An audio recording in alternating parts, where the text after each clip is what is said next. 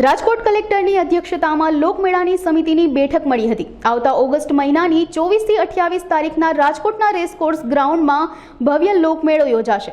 લોકમેળાના આયોજનને લઈને બેઠકમાં ચર્ચા કરવામાં આવી હતી। લોકમેળાને લઈને કુલ 18 સમિતિઓની રચના કરવામાં આવી છે।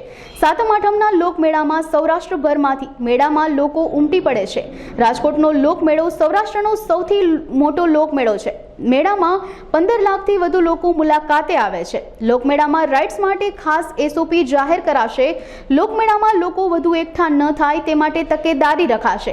લોકોની સુરક્ષા અને સલામતીનું પૂરતું ધ્યાન રાખવામાં આવશે। આ બેઠકમાં અલગ અલગ વિભાગના અધિકારીઓ અને જિલ્લા વહીવટીતંત્રના અધિકારીઓ પણ ઉપસ્થિત રહ્યા હતા।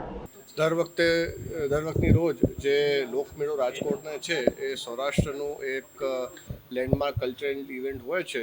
એની તૈયારી આ વખતે પૂરતી સેફટી સાથે થાય એ દિશામાં આજે પ્રથમ મિટિંગ ચાલુ થવા જઈ રહી છે, જેમાં 18 જેટલી કમિટીઓનું ગઠન કરવામાં આવશે અને આ ઓવરઓલ જે તૈયારીઓ છે એની આજે પ્રથમ મિટિંગ છે।